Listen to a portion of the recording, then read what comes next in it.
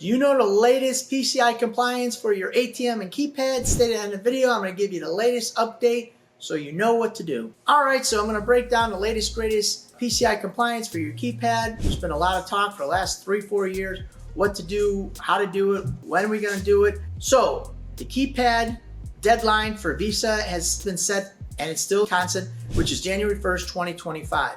And so if you got Knowledge Shosung, if you got a 6,000 keypad, a 5,000 keypad, those keypads will be out of compliance as of January 1st, 2025. Okay, if you're running a B1 or B2 on Gen Mega, same situation. Triton, I don't have the exact, but Triton's keypads, same situation.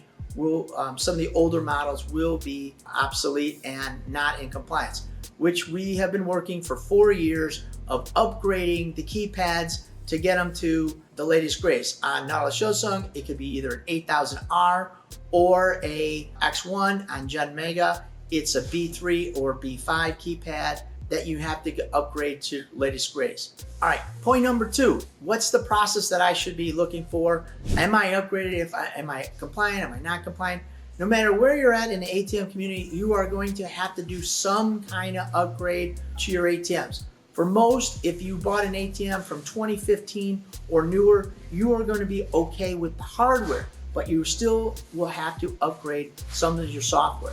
If you have an ATM that's older than 2015, chances are you will have to upgrade, unless somebody already did it, your hardware and change a keypad. But even if you're at 2015 and newer, you are going to you might have to upgrade the BIOS, you might have to upgrade the latest greatest software.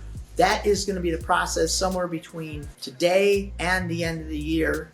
So point number 3 is I want to bring the fact that we just had a big long conversation with all the processors, and that's really where it's going to drive from the first step. They said they're all ready. There are other processors out there. I don't know. I haven't specifically talked to them, so I don't know if they're ready or they are not. So if you have your processor and you're unsure, have a conversation with them and say, are you guys ready or not? Then I talk to the manufacturers. Gen Mega's ready, Triton's ready. Knowledge Shosung, as of this week, said they're not ready today, but they will be very, very shortly. So let's say by the end, the way it sounded like by the end of this week or next week, they'll be ready. So it was, they were making some tweaks and adjustments. So the processor ready. When the software is let go, then you will upgrade your software. My contention right now is to just wait a little. If you can, if you have to go, then go with the new software. Make sure the hardware is in, get that in as fast as you can. And then what you want to do is you want to upgrade the software as soon as they release the software. What we have seen, just to let you guys know, is some on the new machines, the Halos, the Halo 2s, no problems. But on older legacy models, 1500s with the new upgrade kit, 1800 SEs, these ATMs have had some challenges. Hopefully that's get all worked out. So don't be surprised if there are some challenges going back.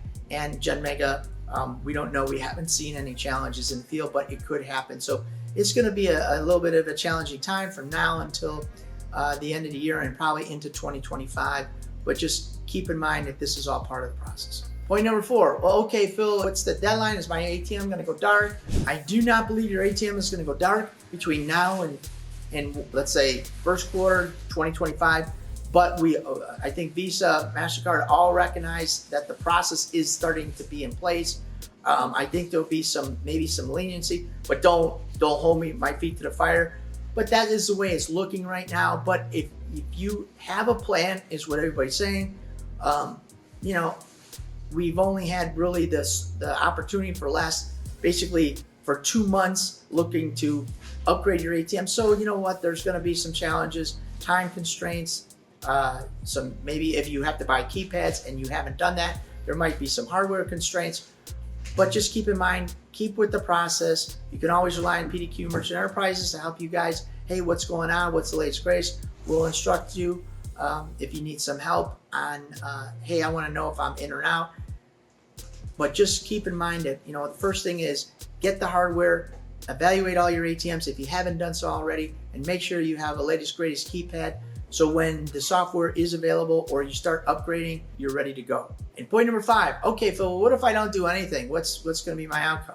Well, this is what we're hearing. You will be out of compliance, or your ISO will be out of compliance with your agreement. That's step number 1.